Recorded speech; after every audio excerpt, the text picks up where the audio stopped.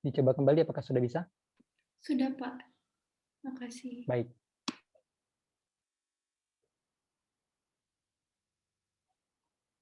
Kembali ke materi pelayanan publik kita. Terkait pelayanan publik ini ada 3 dasar hukum utama yang dijadikan sebagai acuan dalam pembelajaran kita pada pertemuan 5 hari ini. Yang utamanya adalah di Undang-Undang Nomor 25 Tahun 2009 tentang Pelayanan Publik.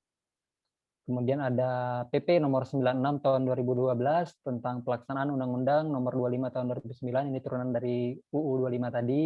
Dan kemudian kalau dikaitkan dengan kevokasian kita selaku calon ASN, khususnya di kompetensi terkait perpajakan, ada Perdirjen Pajak Nomor 7 Tahun 2019 tentang tata cara penyampaian pengaduan pelayanan perpajakan. Nah, teman-teman sekalian, kalau mendengar kata pelayanan publik ya, sebenarnya sebelum Orde Reformasi, atau ya mungkin teman-teman sekarang lahirnya juga sudah setelah Orde Reformasi kali ya. Tapi pada saat itu pelayanan publik sangat identik dengan korupsi, kolusi, nepotisme, dengan pelayanan yang berbelit-belit, dengan pelayanan yang sulit gitu ya. Dan memang menjadi kewajiban bagi kita selaku pelayan publik untuk kemudian menutup kesenjangan nih antara persepsi, antara harapan, antara kebutuhan dari masyarakat dengan output atau produk layanan yang kita berikan kepada mereka. Maka sejatinya reformasi dalam pelayanan publik ini menuju ke arah pelayanan yang lebih berkualitas, transparan, bermutu, mudah, dan murah. Kalau di internal Kemenkeu sendiri sebenarnya, ini cerita dari senior-senior ya, sebelum tahun 2000-an itu misalnya kita pengen ngurus dokumen kepabeanan dan cukai ini, izin masuk barang, itu prosesnya bisa sampai melewati 5 sampai 7 meja gitu. Tapi pada saat sudah direformasi, kemudian diintegrasikan proses bisnisnya, maka itu cukup melewati 1-2 meja saja. Begitupun di internal Kemenkeu sendiri nih, ada proses pencairan dana. Kalau untuk pembayaran gaji atau pembayaran belanja negara gitu, kita harus mengajukan surat permintaan pencairan dana. Pada saat kita menemui petugas, terkadang ada petugas yang masih meminta tips gitu, bukan meminta masukan ya, tapi meminta uang pelicin gitu, agar kemudian uang negara ini bisa cair untuk membayarkan kebutuhan-kebutuhan kantornya. Tapi kemudian semua itu direformasi, yang tentu saja salah satu aktor reformasinya adalah kita, senior-senior kita, lulusan STAN, yang kemudian ditempa di kampus ini, yang kemudian memberikan pelayanan yang lebih prudent, pelayanan yang lebih berkualitas. Karena memang sejatinya pelayanan itu tergantung kepada 2 hal. Yang pertama adalah memang sistem atau mekanisme yang dibangun, dan yang kedua adalah dari personalnya, dari petugasnya, dari kita sebagai aparatnya. Maka menjadi penting bagi kita untuk memahami, mempelajari apa aspek-aspek, apa asas-asas, apa kondisi ideal dari pelayanan publik yang kemudian ingin kita wujudkan, yang nantinya akan dapat kita praktikkan pada saat kita telah bertugas sebagai petugas pelayanan, pada saat teman-teman telah diangkat menjadi ASN. Nah, kalau kita baca di UU 25 tahun 2009 ini sendiri, sebenarnya undang-undang ini terbit karena beberapa latar belakang ya. Tentu saja yang utamanya adalah amanat dari Undang-Undang Dasar 1945. Di pembukaan undang-undang itu disampaikan bahwasannya ya tujuan negara itu kan salah satunya adalah untuk memajukan kesejahteraan umum, mencerdaskan kehidupan bangsa. Bahkan di dalam undang-undangnya di badan peraturannya sendiri di pasal 28 UUD 45 itu disampaikan bahwasannya kita selaku masyarakat, selaku warga negara punya seperangkat kebutuhan dasar atau hak-hak asasi yang kemudian menjadi tanggung jawab negara untuk menyediakannya, atau ya kita punya hak untuk kemudian kebutuhan-kebutuhan kita itu terpenuhi, mulai dari hak untuk hidup, hak untuk berkeluarga, hak untuk mengenyam pendidikan, hak untuk beribadah, dan lain sebagainya. Maka dari itu kemudian menjadi penting adanya suatu aturan, adanya suatu norma, adanya suatu payung hukum yang jelas, yang kemudian dapat mempertegas batasan atau keseimbangan antara hak dan kewajiban setiap warga negara dan penduduk, yang kemudian juga bagaimana perangkat publik untuk memenuhi hak-hak tersebut, dan juga menjadi penting bagi pemerintah untuk mendapatkan kepercayaan dari masyarakat atas pelayanan yang diberikannya. Karena kalau kepuasan, kepercayaan ini kan sifatnya dinamis ya, itu tergantung dengan persepsi, dengan pengetahuan yang dimiliki oleh masyarakat, serta pengalaman yang mereka rasakan. Maka menjadi penting bagi kita selaku pemberi layanan itu untuk terus menyesuaikan atau terus mengimprove layanan kita. Kalau di nilai Kemenkyu ada yang keempat itu pelayanan, nah yang kelima itu ada kesempurnaan. Bagaimana kita terus mengevaluasi, kita melakukan misalnya survei layanan kepada masyarakat, untuk kemudian terus memperbaiki kualitas layanan kita. Dan ini diatur dalam Undang-Undang 25 tahun 2009. Dan tentu saja tujuan substantif dari Undang-Undang 25 ini adalah agar tercipta kualitas pelayanan yang terus meningkat, terjamin ketersediaan layanan bagi para warga negara dan penduduk, dan juga melindungi hak-hak mereka yang telah dijamin oleh undang-undang tersebut.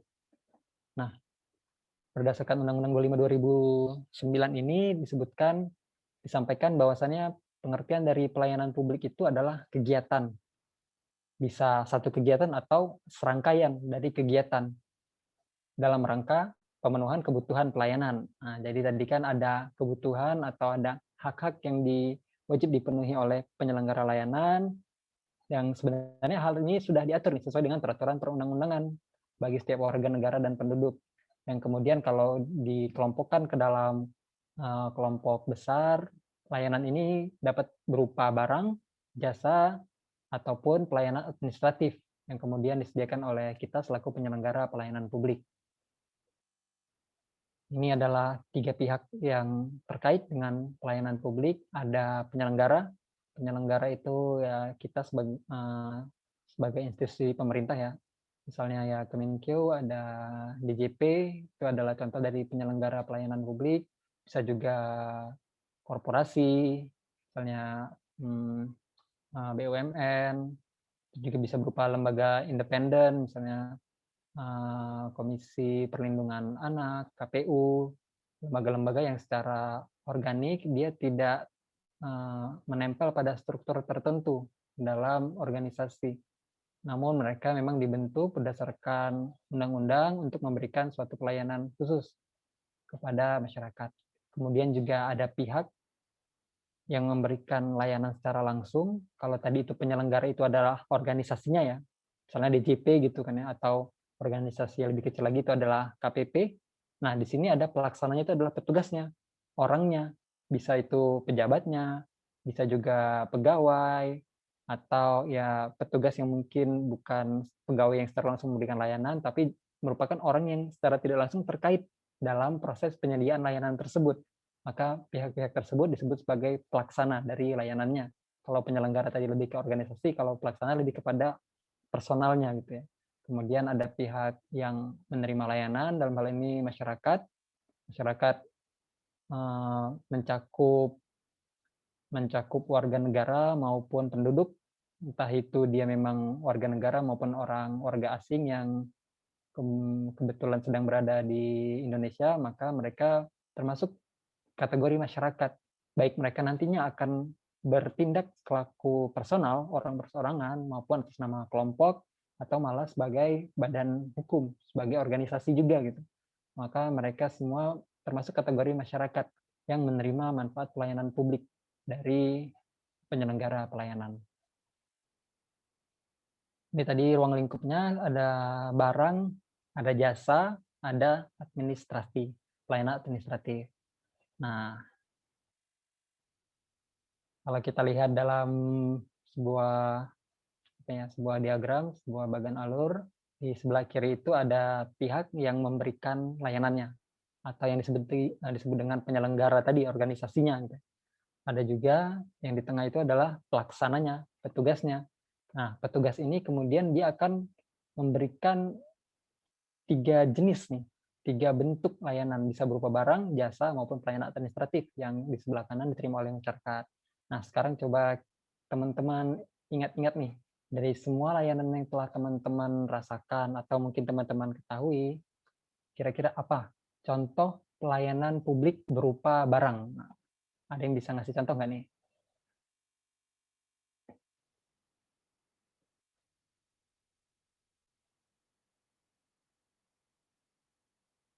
Pelayanan barang publik. Nah, layanan yang teman-teman bisa dapatkan, yang semua orang secara publik bisa dapatkan, dia berupa barang. Ada yang bisa ngasih contoh? KTP mungkin, Pak.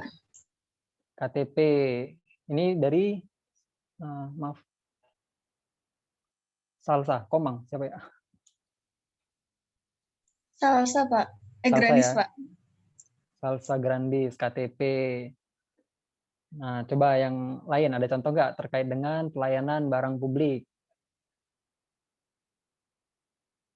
Kayak jalan raya gitu, Pak. Jalan raya, ya boleh. Terus tadi ada lagi mau menyampaikan pendapat? Kalau air gitu, Pak. Air.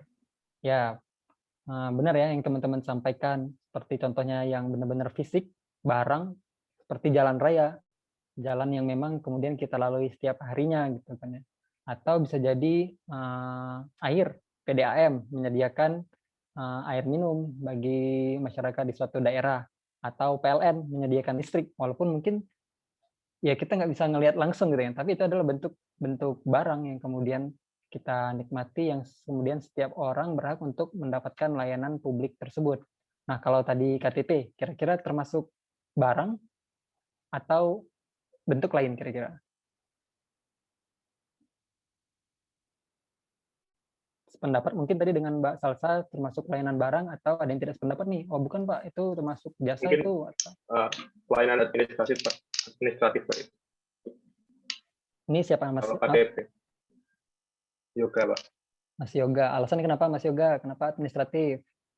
Karena pelayanan itu menghasilkan dokumen resmi Oke, yang dibutuhkan oleh masyarakat. Ya. Jadi kalau untuk KTP, memang dia bentuknya ada outputnya gitu ya, bentuk fisiknya. Tapi sebenarnya yang kita dapatkan, yang kita benar-benar kita rasakan manfaatnya itu bukan sekedar KTP-nya itu gitu, tapi adalah ketercatatan kita nih dalam catatan sipil pemerintah, bahwasanya kita memang resmi sebagai warga suatu negara gitu. Apabila ternyata ya KTP kalau ternyata misalnya abal-abal gitu ya kan, kita tidak tercatat, maka sejatinya ya kita belum mendapatkan layanan yang seharusnya. Maka kalau terkait kependudukan itu identik dengan pelayanan administratif, mulai dari pencatatan KTP, kartu keluarga, akte kelahiran, bahkan nanti sampai teman-teman menikah, pencatatan di KUA itu adalah contoh dari pelayanan administratif sebenarnya gitu. Jadi teman-teman itu secara administrasi didaftarkan bahwasannya teman-teman telah lahir, bahwasannya teman-teman memang benar sebagai penduduk di suatu daerah, bahwasannya teman-teman benar sebagai anggota di suatu keluarga, bahwasannya teman-teman benar telah menikah dengan seseorang gitu. Itu dicatat secara administratif dan menjadi dokumen atau menjadi sebuah catatan yang kemudian akan bisa digunakan teman-teman untuk mengakses hak-hak teman-teman lainnya gitu. Nah, kalau contoh pelayanan jasa, ada yang bisa memberikan contoh? Pelayanan kesehatan. Kesehatan, benar. Terus tadi siapa satu lagi?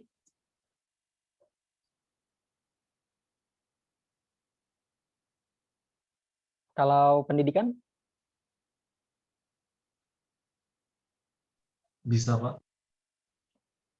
Nah, untuk pelayanan barang dan jasa, jadi untuk membedakannya adalah pelayanan barang ini memang benar barangnya yang kita manfaatkan, tidak perlu bantuan petugas lah kalau kasarnya gitu ya. Tapi kalau pelayanan jasa ini memang ada fasilitator di sana, dan yang lebih besar manfaat kita dapatkan itu adalah manfaat yang tidak fisik sifatnya gitu. Seperti layanan kesehatan, walaupun memang di sana mungkin ada rumah sakit, ada tempat tidur, ada jarum suntik, tapi yang kita dapatkan adalah kesehatan gitu, manfaat kebugaran yang kita dapatkan. Nah, sedangkan kalau pelayanan barang tadi misalnya seperti jalan, ya sudah tanpa ada petugas, misalnya kita dapat menikmati jalan tersebut. Atau mungkin zaman dulu ada telepon umum gitu ya. Itu juga kita bisa manfaatkan barang-barang tersebut secara langsung fisiknya seperti itu. Nah, sedangkan kalau jasa ini dia sifatnya lebih ke bukan ke barangnya gitu, tapi ke manfaat tidak langsung yang kemudian kita dapatkan dari layanan oleh petugas pelayanannya sendiri. Cukup jelas ya terkait dengan bentuk-bentuk pelayanan publik ini ya.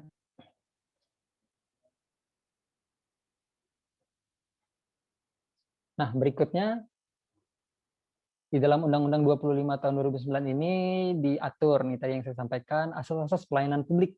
Apa hal-hal yang kemudian perlu menjadi pegangan kita dalam melaksanakan, dalam memberikan, dalam menyusun suatu pelayanan kepada masyarakat. Yang pertama adalah asas kepentingan umum, di mana dalam memberikan pelayanan itu kita harus kemudian mengutamakan kepentingan masyarakat di atas kepentingan kelompok maupun pribadi kita. Jadi ya pada saat misalnya teman-teman nanti ditugaskan sebagai AR gitu misalnya ya, akun representatif, kemudian bertugas untuk memberikan konsultasi kepada wajib pajak, ya teman-teman misalnya lebih nyaman dengan metode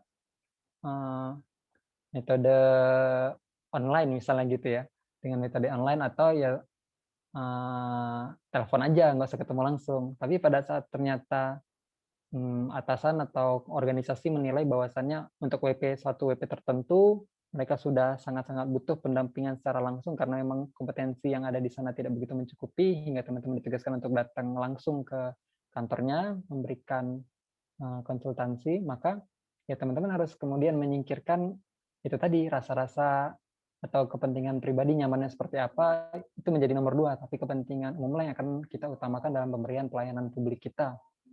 Begitupun pada saat misalnya teman-teman ternyata di peak season gitu ya, pas pelaporan pajak biasanya sampai bekerja overtime di luar jam kerja gitu. Atau kalau mungkin di kantor-kantor lain di akhir tahun biasanya malah sibuknya gitu kan.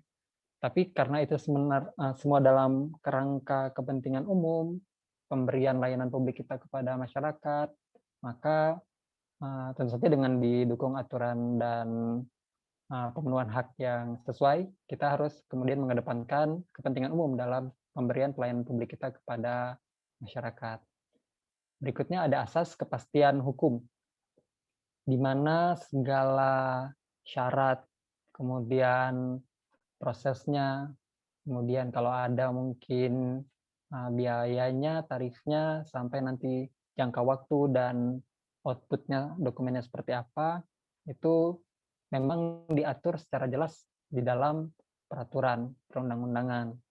Ya, misalnya di layanan kesehatan, pada saat sebenarnya pemerintah memberikan kita fasilitas BPJS yang untuk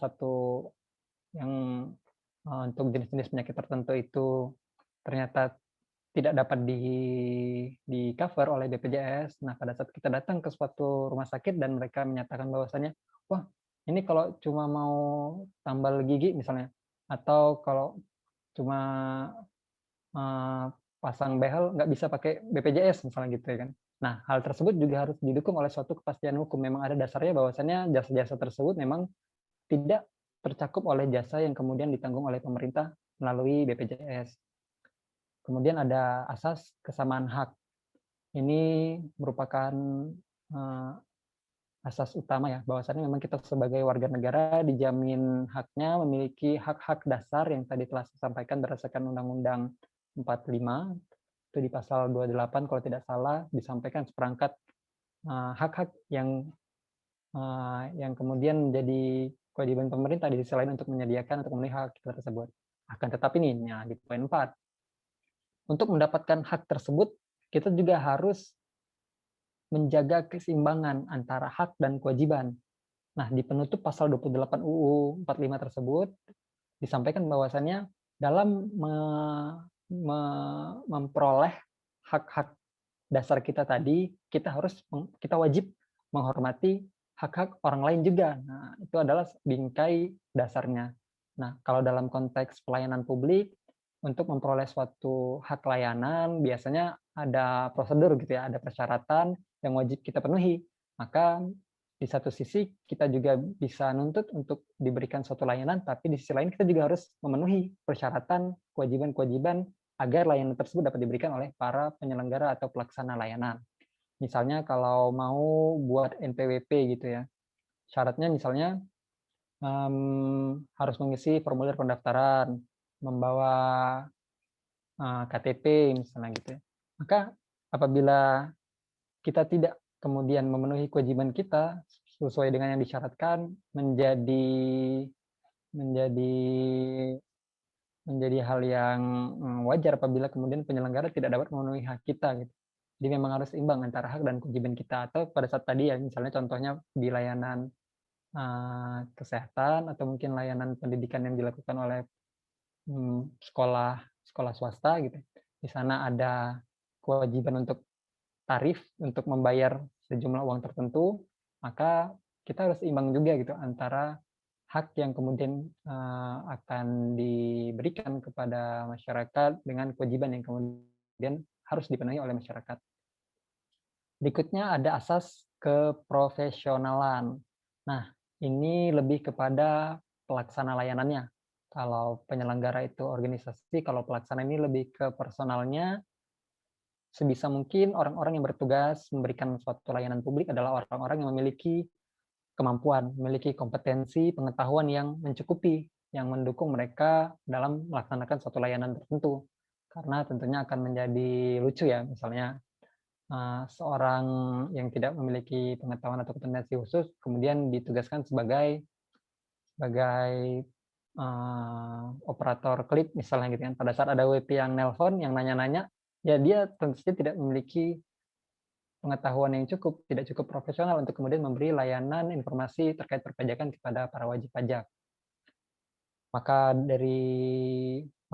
dengan mempertimbangkan aspek ini, pemerintah, Kementerian Keuangan biasanya menyediakan ya pelatihan, pendidikan bagi para pegawainya untuk kemudian menutup gap antara kebutuhan organisasi nih, kebutuhan kompetensi yang dibutuhkan oleh para petugas pelayanan dengan kondisi yang dimiliki oleh para pegawai yang ada sekarang. Contohnya ya pada saat sekarang teman-teman sekarang lagi menempuh pendidikan di PKN STAN, inilah salah satu bentuk pembekalan agar teman-teman nantinya pada saat menjadi ASN telah pantas untuk disebut sebagai ASN yang profesional, yang didukung oleh seperangkat knowledge, pengetahuan, skill, keahlian maupun attitude ya, maupun karakter yang mencirikan bahwasannya kita adalah ASN yang sesuai dengan bidang pengelolaan keuangan negara. Berikutnya ada asas partisipatif. Nah, dalam merumuskan, memberikan dan mengevaluasi layanan, sejatinya penyelenggara layanan publik itu melibatkan atau mengundang partisipasi ya dari berbagai pihak, baik itu dari analis, misalnya dari pemerhati, dari pihak yang memang berada di luar pihak-pihak yang terlibat dengan layanan secara langsung, maupun dari masyarakat, dari stakeholder yang langsung menjadi objek dari layanan publik pemerintah tersebut. Misalnya di DJP gitu ya, kita pengen merumuskan satu layanan di masa COVID ini misalnya, maka ya menjadi nilai tambah apabila kita kemudian melakukan survei atau melibatkan partisipasi dari para wajib pajak nih, gimana nih kira-kira yang diharapkan. Atau juga kita melihat best practice ya yang ada di negara-negara lain, atau bahkan mungkin kita minta pendapat dari konsultan, kira-kira seperti apa pelayanan yang akan kita berikan, atau apabila telah diberikan maka seperti apa evaluasi terhadap layanan yang telah kita berikan. Partisipasi ini menjadi penting bagi kita untuk senantiasa meningkatkan kualitas dari pelayanan publik yang kita berikan kepada masyarakat. Kemudian berikutnya ada asas persamaan perlakuan atau tidak diskriminatif.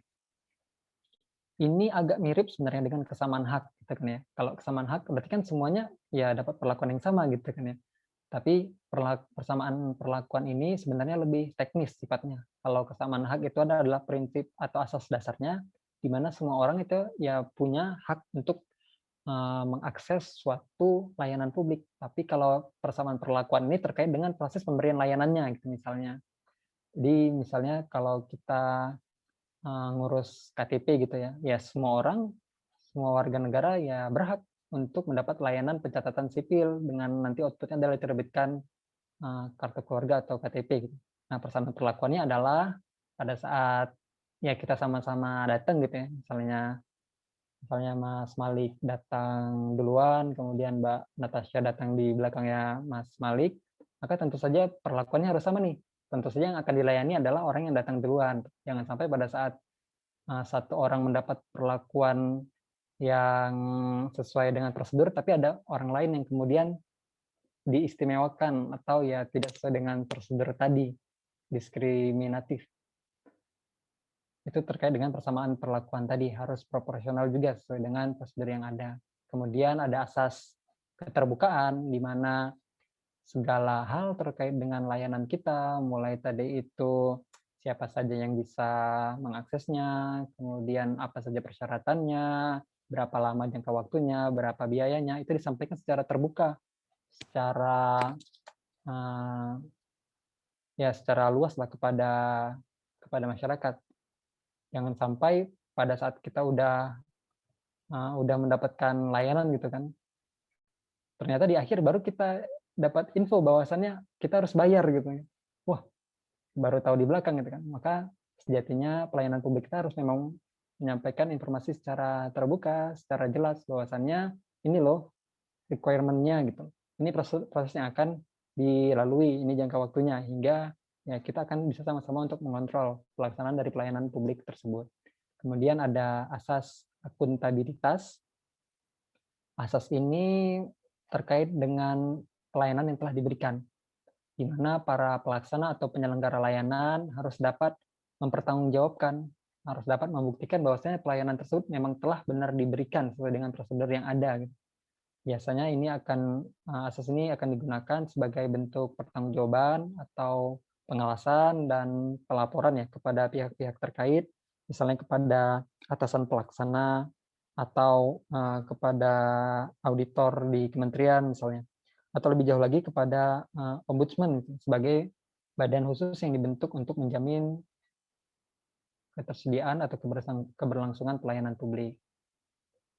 Selanjutnya ada asas fasilitas dan perlakuan khusus bagi kelompok rentan. Nah, ini terdengar agak kontradiktif ya dengan asas persamaan perlakuan. Kita nggak boleh diskriminasi, tapi kok ada perlakuan khusus nih bagi kelompok rentan gitu ya. Jadi sebenarnya pemberian perlakuan khusus ini tidak kemudian mencederai perlakuan atau hak-hak yang harusnya diperoleh oleh warga negara lainnya gitu.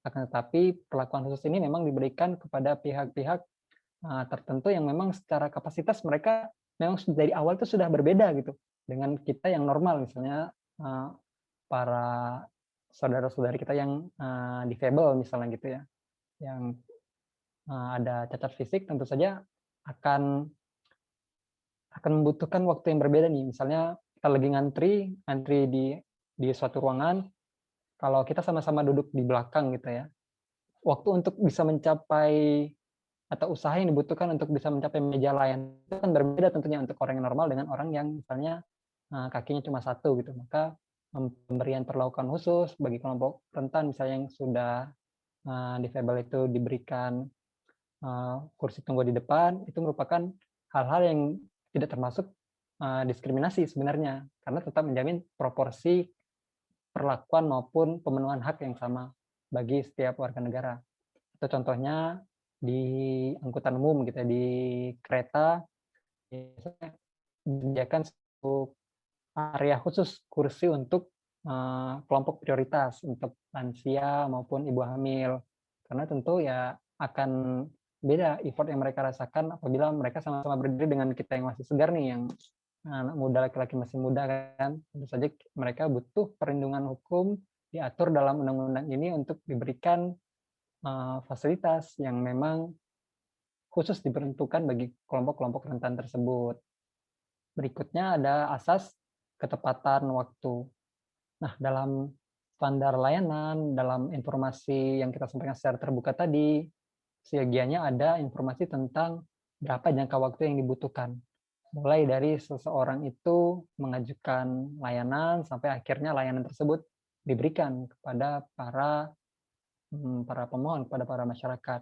Dan waktu ini harus benar-benar menjadi standar bagi kita, bagi penyelenggara, bagi pelaksana layanan, menjadi acuan bagi kita agar 1 hari kerja ya sudah, berarti besoknya harus langsung keluar output layanan kita 5 hari kerja misalnya. Ya berarti minggu depannya harus keluar output layanan kita tepat waktu gitu. Bahkan kalau bisa lebih awal ya lebih baik lagi. Kemudian yang terakhir asas pelayanan publik adalah kecepatan, kemudahan, dan keterjangkauan. Nah ini tadi ya, kecepatan, apabila memang bisa lebih awal dari waktu yang ditargetkan lebih baik. Kemudian ya seyogianya kita terus berusaha untuk mempermudah proses pelayanan publik kita dan memberikan akses yang seluas-luasnya kepada masyarakat agar dapat menjangkau pelayanan publik yang menjadi hak mereka, yang menjadi kewajiban kita untuk memenuhinya. Nah, berikutnya dalam penyelenggaraan pelayanan publik di Undang-Undang 25 tahun 2009 ini ada beberapa hal yang kemudian harus menjadi perhatian para penyelenggara pelayanan publik. Yang pertama adalah standar pelayanan, di mana terdapat 14 komponen dalam standar pelayanan itu sendiri, yang kemudian harus dipenuhi oleh seorang pelaksana pelayanan maupun sebuah organisasi penyelenggara pelayanan publik. Yang pertama adalah pelayanan yang diberikan memang memiliki dasar hukum. Jadi sebisa mungkin dalam memberikan itu kita sudah punya dasar hukumnya, sudah punya peraturannya. Gimana sih mekanisme pembuatan NPWP? Ada, nih peraturannya ada, dirijennya ada. Gimana sih mekanisme pencairan dana misalnya? Ada dasar hukumnya, ada perjanjian perbennya misalnya itu. Gimana mekanisme misalnya untuk mudik gitu ya di masa pandemi gitu. Ya ada dasar hukumnya, siapa yang diperbolehkan, kemudian siapa yang tidak, kemudian dokumen seperti apa, ada dasar hukumnya untuk kita memberi atau tidak memberi sebuah layanan. Dilindungi dengan sebuah payung hukum yang kemudian akan menjadi pelindung dan kontrol bagi berbagai pihak. Kemudian ada komponen persyaratan. Dalam memberikan pelayanan harus disampaikan secara jelas nih, syaratnya apa saja. Seperti contoh tadi ya, kalau mau buat NPWP misalnya ada formulir gitu, ada data-data yang harus kita lengkapi, mungkin juga dilengkapi dengan KTP, atau pada saat kita pengen mendapatkan jasa kesehatan, pengen pakai jasa BPJS misalnya, ya harus bawa kartu BPJS-nya misalnya. Dan persyaratan lainnya yang dibutuhkan wajib disampaikan dalam standar pelayanan kita. Jangan kemudian pada saat sudah datang meminta layanan, kemudian ditolak dengan alasan persyaratannya tidak sesuai, tidak terpenuhi, padahal persyaratan tersebut belum kemudian kita informasikan kepada para masyarakat. Berikutnya ada komponen sistem, mekanisme, dan prosedur dari suatu pelayanan publik. Kedengarannya mirip ya, sistem, mekanisme, dan prosedur. Tapi sebenarnya ini adalah suatu kesatuan gitu, di mana prosedur ini merupakan bagian terkecilnya. Setiap kegiatan itu akan ada prosedur kerjanya. Nah, interaksi dari berbagai kegiatan itu akan menghasilkan suatu mekanisme gitu. Ada suatu proses yang misalnya ya prosedur pendaftaran, kemudian nanti ada prosedur validasi, kemudian nanti ada prosedur penerbitan. Itu dalam sebuah mekanisme misalnya penerbitan NPWP misalnya seperti itu. Nah, nanti dalam berbagai mekanisme ini akan menjadi satu kesatuan sistem. Jadi misalnya sistem pendidikan atau sistem pembelajaran, di dalamnya ada mekanisme perencanaan pembelajaran, ada mekanisme pelaksanaan pembelajaran, ada mekanisme evaluasi pembelajaran, di mana misalnya di mekanisme perencanaan itu ada prosedur penentuan RPS, ada prosedur penentuan bobot penilaian, prosedur penyiapan materi pembelajaran, kemudian misalnya dievaluasi nanti ada prosedur pelaksanaan ujian, prosedur penyampaian penilaian, dan lain sebagainya. Jadi itu adalah satu kesatuan yang kemudian harus kita rumuskan dan kita informasikan terkait dengan pelaksanaan pelayanan publik. Berikutnya ada komponen jangka waktu penyelesaian. Nah, sejatinya semua hal tadi itu prosedurnya itu terukur gitu ya. setiap prosedurnya, interaksi pada mekanisme dan sistemnya itu terbingkai dalam satu rentang waktu yang baku, hingga kemudian memberikan kepastian kepada masyarakat terhadap berapa lama mereka akan memperoleh suatu output dari layanan yang mereka butuhkan. Dan jangka waktu ini haruslah dicantumkan dalam standar pelayanan kita.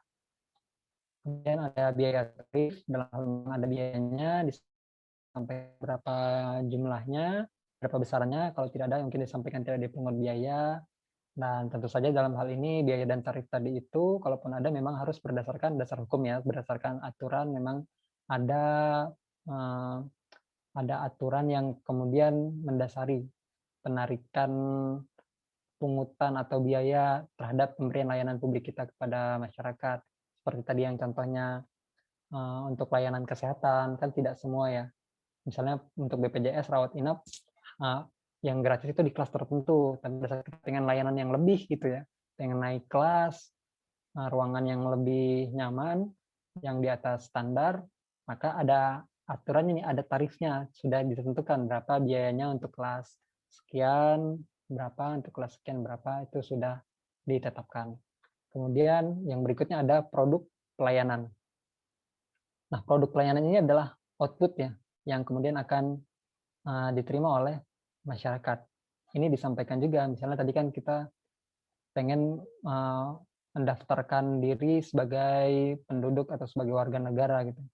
Kita telah memenuhi persyaratan, melalui seluruh sistem mekanisme dan prosedur yang ada, telah selesai jangka waktu yang ditetapkan, maka perlu diinformasikan apa nih produk dari layanan kita ya. Maka misalnya tadi ya produknya berupa diterbitkannya KTP gitu ya. Maka itu adalah hal-hal yang harus kita sampaikan, apa yang kemudian akan menjadi bukti bahwa mereka telah menerima layanan kita. Gitu. Memang tadi layanannya adalah layanan administrasi, tapi adalah bukti atau produk keluaran utama kita adalah KTP itu tadi, misalnya seperti itu. Atau misalnya pada saat pencatatan NPWP, penerbitan NPWP, maka dalam jangka waktu tertentu, setelah memenuhi persyaratan tertentu, maka masyarakat akan mendapatkan produk layanan berupa nomor pokok wajib pajak, misalnya seperti itu. Kemudian ada komponen sarana, prasarana, dan atau fasilitas. Jadi untuk melaksanakan sebuah pelayanan publik, tentu ada tools ya, ada seperangkat fasilitas sarana yang kita perlukan. Dan itu disampaikan misalnya apa yang akan didapatkan oleh masyarakat dari layanan tersebut. Misalnya ya setelah resmi dicatat sebagai warga negara, maka masyarakat akan mendapatkan fasilitas untuk kemudian mengakses layanan-layanan publik yang disediakan oleh pemerintah misalnya, atau pada saat telah terdaftar sebagai wajib pajak, misalnya mungkin dalam prosesnya nanti dilayani misalnya ya, dilayani secara personal di ruangan khusus misalnya, dan pada saat NPWP yang telah terbit akan mendapatkan fasilitas terkait dengan administrasi perpajakan. Kemudian berikutnya ada kompetensi pelaksana. Dalam memberikan pelayanan publik, pelaksana harus dibekali dengan seperangkat kompetensi tadi ya, agar asas profesionalitasnya dapat tercapai. Maka karakteristik atau persyaratan kompetensi dari pelaksana layanan itu merupakan standar yang harus kemudian diperhatikan oleh para penyelenggara layanan. Jangan sampai kemudian menugaskan pelaksana yang tidak sesuai dengan kompetensi yang dibutuhkan di suatu layanan publik tertentu. Maka sebenarnya harus imbang nih. Kalau memang belum ada pelaksana yang sesuai dengan kompetensi yang dibutuhkan, maka perlu untuk diberikan pelatihan, pendidikan terkait dengan kompetensi tersebut. Kemudian ada pengawasan internal. Pengawasan internal, jadi selain memberikan pelayanan, penyelenggara layanan itu juga perlu mengevaluasi, mengawasi kesesuaian pemberian layanannya. Apakah memang telah sesuai dengan standar, apakah ada hal-hal yang perlu untuk ditingkatkan, diperbaiki, maka ini adalah peran-peran pengawasan internal atau KI ya, kalau teman-teman familiar ada unit KI yang biasa melakukan pengawasan internal. terhadap suatu proses bisnis di suatu penyelenggara pelayanan publik. Kalau di pajak, Kitsta ya. Ada juga kalau tidak salah unit yang memang dia bertugas untuk transformasi proses bisnis. Ya. Dia kemudian mengevaluasi, mengawasi, dan kemudian mengusulkan perbaikan-perbaikan terhadap proses pelayanan publik yang bisa kita berikan. Kemudian ada komponen berikutnya yaitu penanganan pengaduan saran dan masukan. Nah, kalau tadi pengawasan itu dari internal, kalau ini dari eksternal nih. Ada misalnya dari wajib pajak, dari masyarakat, kemudian merasa mendapatkan pelayanan yang tidak sesuai dengan standar, yang tidak seharusnya, atau menemui petugas pelayanan yang melanggar etika atau melanggar norma pemberian pelayanan, maka itu dapat diadukan. Atau mungkin sebenarnya sudah sesuai nih, sesuai dengan standar, sesuai dengan prosedur, tapi pihak eksternal melihat ada hal-hal yang bisa ditingkatkan, maka dapat diberikan saran dan masukan. Dan hal ini perlu difasilitasi oleh pihak penyelenggara, perlu diwadahi dan ditindaklanjuti agar pelayanan publiknya dapat semakin baik. Kemudian ada jumlah pelaksana, kalau tadi di poin H itu ada kompetensinya, kalau ini jumlahnya berapa, yang kemudian disesuaikan dengan beban kerja dari tiap pelaksana, dan juga beban jumlah masyarakat yang kemudian load kerjaannya gitu ibaratnya, yang mengajukan kebutuhan layanan tersebut dan berapa ideal waktu yang dibutuhkan. Jadi kombinasi dari semua aspek itulah yang kemudian akan menghasilkan berapa jumlah pelaksana yang dibutuhkan dalam memberikan suatu jenis layanan. Berikutnya ada jaminan pelayanan yang memberikan kepastian pelayanan dilaksanakan sesuai dengan standar pelayanan. Jadi memang harus dijamin, kita harus menjamin bahwasannya layanan yang kita berikan itu sesuai ya dengan prosedur, dengan standar. Kemudian selain jaminan kepastian juga ada jaminan keamanan, di mana para pihak yang kemudian mendapatkan layanan kita merasa aman, gitu ya, tidak terancam keselamatannya terhadap layanan yang mereka inginkan. Misalnya tadi kan di unit KI, misalnya di WISE Ijen gitu ya, mereka kan memang memberikan layanan terkait dengan pengawasan atau pengaduan masyarakat. Maka masyarakat ini selain mendapat kepastian bahwasannya pengaduan atau saran mereka ditindaklanjuti, juga mendapat jaminan bahwasan identitas mereka dirahasiakan misalnya gitu ya. Atau ya hal-hal lain yang kemudian dapat mengancam keamanan mereka itu harus dijamin kerahasiaannya oleh para penyelenggara layanan. Dan yang terakhir adalah evaluasi kinerja pelaksana. Ini lebih ke personal, ke petugas pemberi layanannya, yang kemudian dievaluasi secara berkala, baik itu secara triwulanan, secara semesteran, maupun secara tahunan, agar kemudian bisa secara akumulatif memberikan evaluasi atau memberikan gambaran dari gimana sih sebenarnya kepuasan atau realisasi pelayanan yang telah kita berikan kepada masyarakat. Berikutnya, dalam memberikan dalam menyelenggarakan suatu pelayanan publik, maka suatu organisasi penyelenggara publik biasanya ini membuat maklumat pelayanan. Ini memang diatur ya dalam Undang-Undang 25. Jadi kalau teman-teman ingat-ingat yang kemarin mungkin sempat ke KPP, ke kantor langsung WFO di ruang pelayanan, atau yang waktu zaman tatap muka pernah ke gedung A di PKN, di situ biasanya ada semacam bingkai gede gitu ya, maklumat layanan yang isinya itu merupakan janji terhadap pemenuhan layanan, yang kemudian biasanya juga dilengkapi dengan pernyataan kesanggupan dan siap menerima sanksi apabila tidak dapat memenuhi layanan sesuai dengan standar. Kemudian ada komponen sistem informasi pelayanan publik, di mana informasi tadi yang kita sampaikan secara terbuka perlu disampaikan melalui sebuah media ya. Media itu baik bisa berupa media cetak atau media digital dalam bentuk sistem informasi, tentu menjadi sebuah kebutuhan di zaman sekarang ini.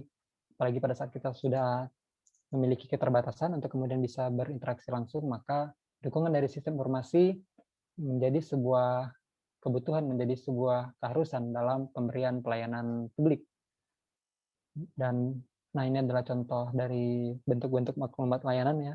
Di tengah itu ada di Dirjen Pajak, Dengan ini kami menyatakan sanggup menyelenggarakan pelayanan sesuai standar pelayanan yang sudah ditetapkan. Dan apabila tidak menepati janji ini, kami siap menerima sanksi sesuai peraturan perundang-undangan yang berlaku. Kalau teman-teman masih ingat di materi manajemen ASN ya, kalau tidak salah ya, di situ kan juga diatur bagaimana kode etik ASN, termasuk dengan sanksi apabila kemudian melanggar dari larangan terhadap para ASN. Mulai itu dia bisa berupa teguran lisan, teguran tertulis, sampai pemberhentian secara tidak hormat. Bahkan bisa juga sampai ke level ganti rugi ya, atau ke level sanksi pidana. Dan itu semuanya diatur dalam peraturan perundang-undangan, baik itu di Undang-Undang ASN secara umum maupun di Undang-Undang terkait dengan pelayanan publik di Undang-Undang 25 tahun 2009 ini, yang tentu saja merupakan bagian integral dari tadi ya, proses pengawasan dan proses evaluasi kinerja yang dilakukan secara berkala. Berikutnya ada komponen pengelolaan sarana, prasarana, dan atau fasilitas pelayanan publik. Nah, ini identik dengan fasilitas yang melibatkan atau pelayanan yang melibatkan fasilitas fisik ya. Misalnya ya layanan penyeberangan antar pulau, disediakan kapal, feri misalnya untuk menyeberang, maka penyelenggara layanan perlu melakukan pengelolaan terhadap kapal tersebut. Mulai dari perencanaan berapa sih yang dibutuhkan, speknya seperti apa, pengadaannya, pemeliharaannya, sampai nanti kalau memang sudah tidak dapat digunakan lagi, sampai penghapusannya gitu ya. Itu harus kemudian dilakukan secara berkala oleh pengelolanya. Ya, jangan sampai kemudian ternyata bisa diadakan gitu, bisa dibeli, tapi kemudian tidak bisa dirawat dan malah bisa membahayakan masyarakat yang menggunakan fasilitas tersebut. Biasanya kalau kita ke taman kota gitu, kan banyak tuh masyarakat yang menggunakan fasilitas di sana, misalnya sarana olahraga, tempat bermain anak-anak gitu ya, jogging track misalnya gitu. Hal tersebut juga selain bisa disediakan, bisa diadakan, tentu saja harus juga dirawat. Menjadi kewajiban dari pengelola, penyelenggara untuk kemudian memelihara sarana dan prasarana tersebut. Misalnya kalau di jalan gitu ya, kita kadang melihat ada galian gitu, atau ada aspal yang sedang diperbaiki gitu. Nah, maka biasanya pengelola itu dia memberikan satu spanduk atau papan informasi yang menyampaikan, biasanya tulisannya itu kan, mohon maaf, kenyamanan Anda terganggu, sedang dilakukan penggalian kabel fiber optik misalnya, atau sedang dilakukan perbaikan jalan pada tanggal sekian sampai tanggal sekian gitu ya. Dan dalam rangka pemeliharaan tersebut, sebagai bagian dari pengelolaan sarana, prasarana dan fasilitas pelayanan publik, maka pihak penyelenggara dan pengelola layanan tersebut harus menginformasikan sebelum proses pemeliharaan tersebut dilaksanakan, dan diinformasikan secara jelas sampai kapan proses pemeliharaan tersebut akan dilaksanakan, sehingga para masyarakat dapat mengetahui pada waktu kapan mereka dapat mengakses fasilitas atau sarana publik tersebut dengan normal kembali. Kemudian ada pelayanan khusus. Komponen ini seperti tadi kita telah sama-sama bahas, diperuntukkan memang bagi kelompok rentan, antara lain penyandang cacat, kemudian lanjut usia, wanita hamil, anak-anak, korban bencana alam, dan korban bencana sosial. Di mana perlakuan khusus yang diberikan ini tidak kemudian mendapat tambahan biaya. Beda ya dengan tadi pelayanan bertingkat yang kemudian apabila BPJS kita pengen naik kelas, maka bisa ditarik dana di sana. Tapi ini pelayanan khusus yang memang ya diberikan khusus kepada pihak-pihak tertentu. Jadi misalnya tadi seperti yang di dalam kereta gitu ya, pada saat mungkin penumpangnya banyak, yang berdiri, anak muda yang berdiri sama orang lanjut usia atau ibu hamil yang duduk di kursi prioritas, tetap bayaran yang sama gitu, nggak kemudian nanti mereka bayarannya beda. Tapi kalau pelayanan bertingkat tadi misalnya di kereta antar provinsi ada kelas eksekutif, ada kelas ekonomi, itu memang sudah memenuhi hak dasar, kebutuhan dasar dari para masyarakat, hingga kemudian diberikan tawaran nih secara proporsional ya dengan porsi tertentu yang kemudian tidak mengganggu pemenuhan hak dari masyarakat lainnya. Ini diatur dalam Undang-Undang 25 tahun 2009. Kemudian ada biaya atau tarif pelayanan publik. Pada dasarnya kebutuhan dasar kita ditanggung oleh negara. Dan ya pada level tertentu pada saat dibutuhkan dukungan biaya dari masyarakat, di sini tulisannya negara dan atau masyarakat ya. Jadi kita juga dapat berkontribusi dalam pemenuhan kebutuhan atau hak-hak kita tadi itu. Dan tarifnya, biayanya kemudian harus disampaikan secara jelas berdasarkan peraturan perundang-undangan yang berlaku. Kemudian ada juga komponen pengawasan penyelenggaraan pelayanan publik. Ini pengawasannya dapat berupa pengawasan internal ya, oleh atasan langsung, misalnya petugas pelayanan di TPT, atasan langsungnya ya kasih pelayanan misalnya, atau kepala KPP, atau misalnya ya KPP, atasan langsungnya nanti di Kanwil secara berjenjang. Itu juga bisa berupa pengawas fungsional, memang pihak-pihak yang memang tugasnya khusus untuk mengawasi, misalnya fungsional auditor di Ijen misalnya, atau mungkin sekarang karena sudah kita gerakan memperbanyak fungsional daripada struktural, maka sebenarnya di setiap instansi, di setiap kementerian, di setiap kantor biasanya sudah ada nih fungsional-fungsional khusus, yang salah satunya adalah fungsional pengawas, untuk kemudian menjamin pelaksanaan pelayanan publik ini sesuai dengan standar yang berlaku. Atau ada juga pengawas eksternal, bisa berupa masyarakat yang tadi dapat memberikan pengaduan, atau ombudsman. Ombudsman ini ya badan independen ya yang dibentuk oleh undang-undang untuk kemudian menjamin penyelenggaraan pelayanan publik. Sebenarnya dia sudah ada sejak tahun 2000, ada Komite Ombudsman Nasional.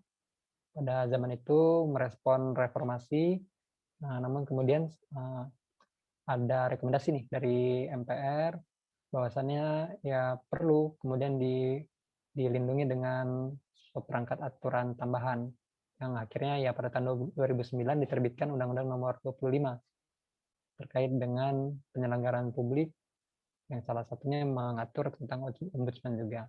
Atau juga pengawas eksternal dapat berupa DPR ataupun DPRD di tingkat daerah yang merupakan perwakilan dari masyarakat secara umum.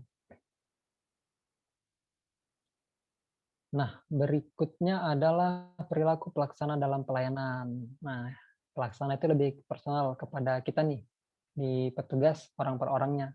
Kita selaku pemberi layanan, ya teman-teman mungkin juga sempat diperbantukan ya di peak season kemarin di KPP, dia banyaknya tentang EVIN ya, pelaksanaan PKL-nya, pelaporan pajak. Maka dalam memberikan layanan, siogianya kita harus mengedepankan perilaku adil dan tidak diskriminatif. Jangan kemudian, karena kita kenal gitu kan, ada teman SMA kita, kemudian kita dahulukan dibandingkan orang yang kemudian telah lebih dahulu mengajukan permohonan, atau mungkin karena satu marga gitu kan, kemudian ya kita berikan perlakuan yang berbeda dengan orang-orang yang lainnya. Maka sejatinya kita harus tetap adil dan tidak boleh diskriminatif terhadap berbagai pihak yang kemudian menikmati layanan kita. Kemudian berikutnya ada kecermatan, di mana para pelaksana layanan publik ini harus benar-benar teliti, gitu, hati-hati, gitu.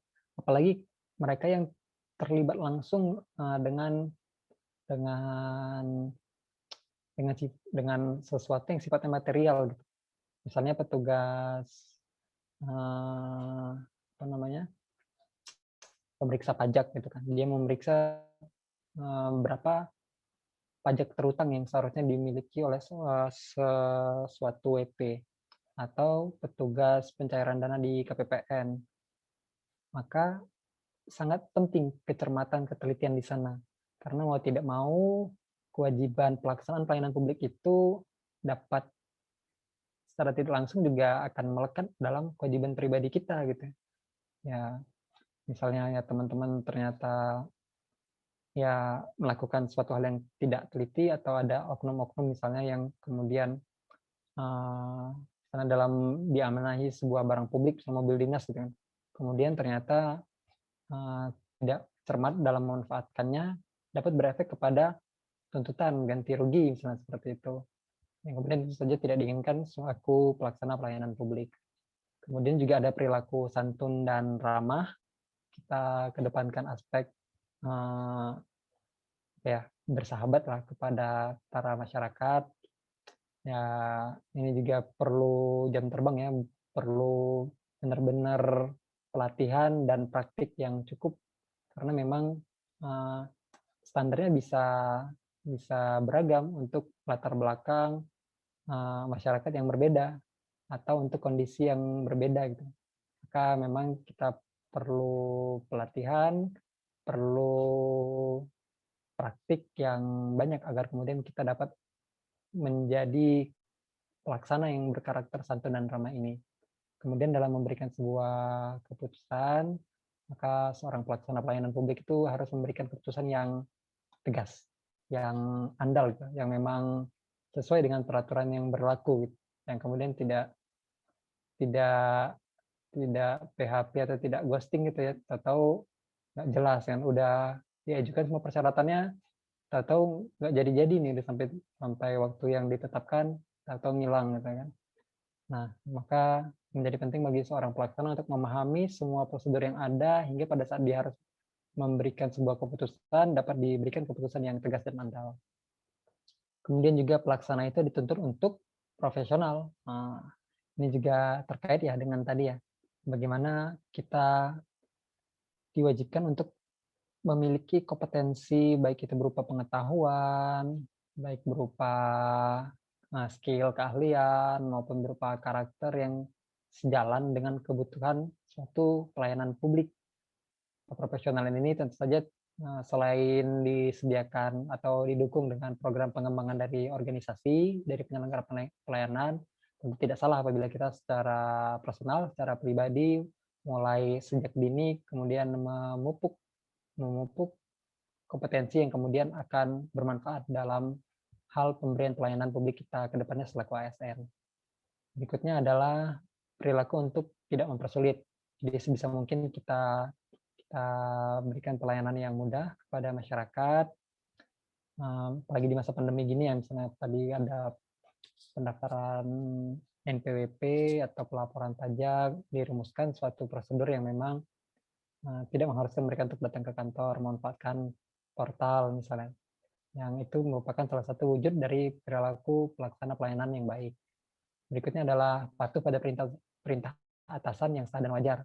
Yang namanya juga pelaksana ya, kita punya atasan tadi juga berperan sebagai pengawas internal, maka perintah dari atasan merupakan satu hal yang juga harus kita patuhi, kita perhatikan. Akan tetapi dalam kerangka kewajaran dan keabsahan yang memang sesuai dengan peraturan perundang-undangan yang berlaku. Gimana nih Pak, misalnya ada kepala KPP nih, kemudian karena ini udah mau lebaran, dia minta kita untuk nanti misalnya ada WP yang datang, ngelapor pajak atau mau buat NPWP, nanti disediakan satu kotak gitu ya kan, untuk infak ikhlasnya dalam rangka THR pegawai misalnya. Atau kepala KPP yang punya power gitu ya, yang punya kewenangan, dia menggunakan kewenangannya untuk memerintahkan pelaksananya untuk melakukan hal-hal yang tidak sah sebenarnya secara peraturan, maka malah menjadi kewajiban bagi kita untuk tidak memenuhi perintah tersebut, karena perintah tersebut ya, tidak sah secara aturan. Berikutnya adalah menjunjung tinggi nilai-nilai akuntabilitas dan integritas institusi penyelenggara, karena nantinya pelayanan yang kita berikan ini secara agregatif akan diakumulasi sebagai aspek akuntabilitas pelaporan realisasi dari pelayanan yang telah kita berikan akan dilaporkan secara berjenjang ya sebagai capaian dari organisasi, capaian dari masing-masing pelaksana, kemudian dikumpulkan, ditarik sampai ke level penyelenggaranya tadi gitu kan. Gimana misalnya target penerimaan pajak dibagi-bagi per KPP, tentu saja itu kan akan diturunkan ya, akan kemudian di cascade ke para pelaksananya, baik itu dari segi pelayanan pelaporannya, pendaftarannya, sampai penagihannya. Maka menjadi penting bagi kita untuk selalu menjunjung tinggi nilai-nilai akuntabilitas, di mana layanan yang kita berikan itu benar-benar dapat dipertanggungjawabkan. Ada bukti pendukungnya, benar-benar valid bahwasanya kita telah memberikan layanan sesuai dengan ketentuan. Berikutnya ada perilaku yang harus kita junjung, yaitu tidak membocorkan informasi atau dokumen yang wajib dirahasiakan sesuai dengan peraturan perundang-undangan. Ya, yang biasa berkaitan dengan dokumen ya, yang paling dasar sebenarnya di tadi ya pencatatan sipil. Petugas Dukcapil mereka punya data keluarga kita gitu ya, punya NIK kita, punya nama ibu kita gitu, punya alamat rumah kita, punya nomor telepon kita gitu. Tentu saja hal-hal tersebut adalah informasi yang sifatnya personal, yang hanya menjadi konsumsi sesuai dengan kebutuhan saja, tidak kemudian bisa disebarkan secara tidak bertanggung jawab kepada pihak-pihak yang tidak membutuhkan. Akan menjadi penting bagi kita untuk kemudian menjaga informasi dan dokumen yang kita amanahi, kita tanggung jawabi agar tidak jatuh ke pihak yang tidak berwenang. Kadang kalau sudah zaman digital seperti ini agak sulit ya untuk mengontrol, atau kita lebih sering latahnya gitu pada saat ternyata mungkin ada di grup kantor gitu ya, atau mungkin kita memang langsung berinteraksi dengan hal tersebut, menjadi gatel rasanya kita itu untuk pengen cerita gitu, tapi pengen orang tahu tapi kita nggak pengen cerita gitu. Pengen sebenarnya ngasih tahu tapi ya kita tidak punya kewenangan untuk cerita gitu. Atau malah gampangnya sekarang tinggal di forward aja ya kan, nanti ada dokumen forwarded many times, padahal dia masih draft, masih konsep, belum resmi misalnya. Jadi ini adalah satu perilaku yang perlu kita jaga, pengendalian diri kita untuk menjaga informasi atau dokumen yang berada dalam kewenangan kita agar tetap dikonsumsi oleh pihak-pihak yang membutuhkan saja. Berikutnya adalah terbuka dan mengambil langkah yang tepat untuk menghindari benturan kepentingan. Jadi seandainya kita menjadi pemeriksa pajak yang kebetulan kita dapat WP badan besar gitu ya, WP besar yang ternyata direktur itu adalah teman kita nih waktu zaman SMA. Tapi berdasarkan data kita sebenarnya dia punya tunggakan pajak yang material yang sangat besar gitu.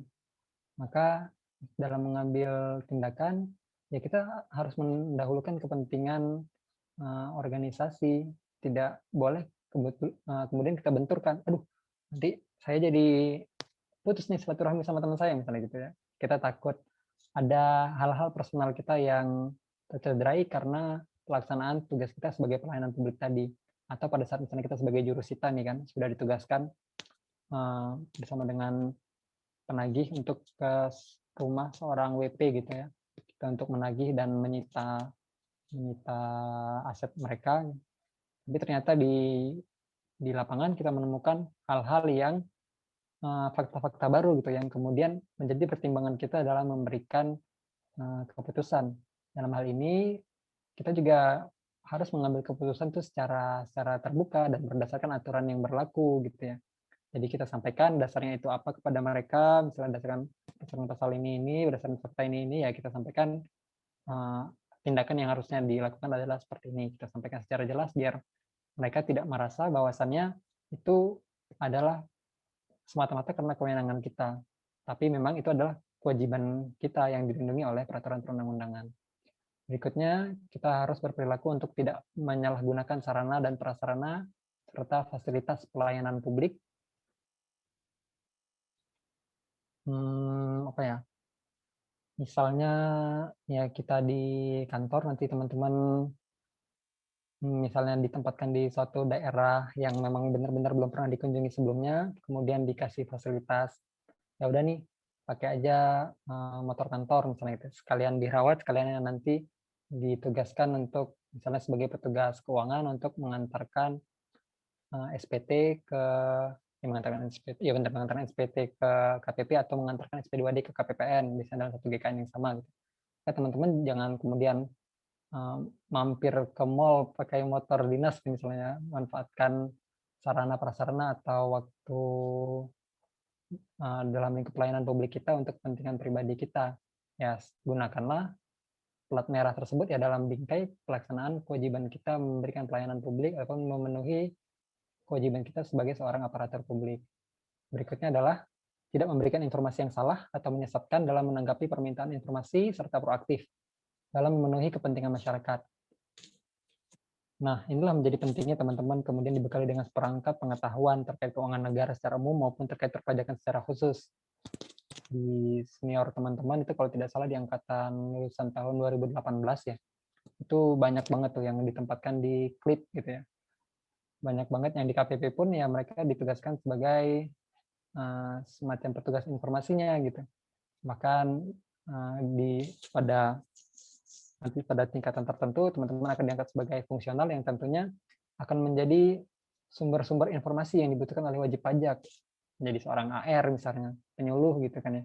Pada saat WP itu menanyakan sebuah informasi gitu teknis bagaimana administrasi perpajakan, maka tentu saja kita harus memberikan informasi yang valid yang berdasarkan peraturan atau data yang benar, tidak kemudian kita karena ketidaktahuan kita ngarang-ngarang gitu kan ya. Tapi itu menjadi penting bagi kita untuk kemudian memperkaya kompetensi kita agar dapat memberikan informasi yang valid kepada para masyarakat. Nah, kemudian informasi yang kita punya tadi sebagai seorang pelaksana penyelenggara pelayanan publik haruslah digunakan sesuai dengan kewenangannya saja. Tidak boleh kita menyalahgunakan informasi jabatan ataupun kewenangan tersebut untuk kepentingan pribadi kita. Dan misalnya kami gitu ya di kampus PKN STAN ada akses terhadap SPMB nih misalnya gitu kan. Nah, pengen tahu nih berapa nih passing grade peserta yang mendaftar sampai saat ini gitu kan. Passing grade UTBK-nya. Maka tidak boleh bagi misalnya karena kita punya saudara nilainya mepet, pengen lihat peta persaingan gitu. Nah, itu adalah satu bentuk pelanggaran penyalahgunaan informasi kita atau malah kita jual nih kan. Kita jual informasi rahasia negara gitu kepada pihak-pihak yang tidak berkepentingan. Tentu saja hal tersebut merupakan hal yang mencederai integritas kita selaku pelaksana pelayanan publik. Berikutnya, dalam memberikan pelayanan publik, kita juga harus mengedepankan perilaku yang sesuai dengan kepantasan, ya standar seorang petugas pelayanan publik yang terkadang dia bisa bias apabila berada di lingkungan yang berbeda gitu. Pada saat mungkin teman-teman ditempatkan di Sumatera dengan di Jawa, di Medan atau di Solo gitu, atau di Manado, latar belakang atau persepsi kepantasan masyarakat yang berbeda tentu harus teman-teman perhatikan, harus sama-sama kita perhatikan. Kebetulan ya saya dari Sumatera Utara gitu. Ya, walaupun ya kita lebih nyaman untuk menggunakan logat atau pola interaksi yang ceplos-ceplos saja gitu. Tapi pada saat mungkin kita ditugaskan di Solo gitu, di mana orangnya identik dengan keramahan, maka ya kita mau tidak mau harus menyesuaikan dengan kepantasan tersebut. Kemudian yang terakhir adalah tidak menyimpang dari prosedur. Ini yang paling penting nih.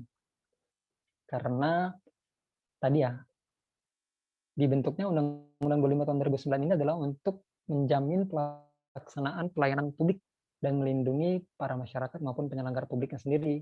Maka menjadi penting bagi kita untuk kemudian menaati seluruh prosedur, seperangkat aturan yang menjadi dasar hukum dari pemberian pelayanan publik yang kita berikan kepada masyarakat. Dan apabila kita kemudian menyimpang dari prosedur, maka tentu hal tersebut akan berdampak terhadap sanksi yang kemudian akan diancamkan kepada pelanggaran terhadap prosedur tersebut. Nah, berikutnya adalah pengelolaan pengaduan. Ini contoh saluran pengaduan, layanan pengaduan di DJP ya, di mana sebenarnya berdasarkan Undang-Undang 25 tahun 2009 ini, setiap penyelenggara pelayanan itu wajib untuk menyediakan sarana, menyediakan saluran, menyediakan wadah yang bisa menampung aduan, saran, masukan dari berbagai pihak, yang kemudian juga tidak hanya diterima ya, tidak hanya diwadahi, tapi juga dikelola, dalam artian ya ditindaklanjuti, diselesaikan hal tersebut. Ini dalam Undang-Undang 25 tahun 2009, pengaduan itu dapat disampaikan langsung ya kepada penyelenggara pelayanan publik, misalnya langsung dari WP kepada KTP-nya, atau melalui Ombudsman sebagai badan independennya tadi.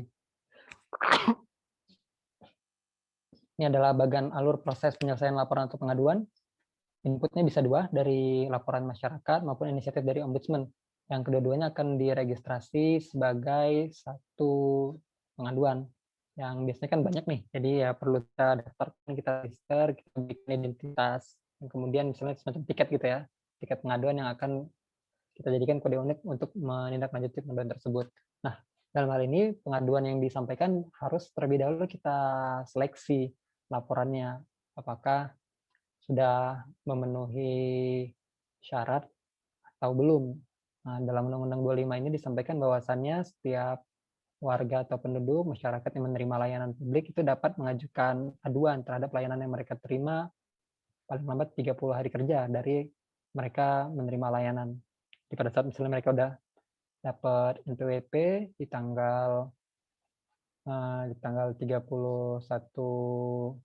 Mei misalnya gitu ya, maka 30 hari kerja setelahnya mereka yang merasa dirugikan atau mereka yang merasa mendapat pelayanan yang tidak sesuai dengan standar itu dapat melakukan laporan, dapat melakukan pengaduan, baik itu langsung kepada KPP misalnya atau melalui Ombudsman sebagai pihak independennya.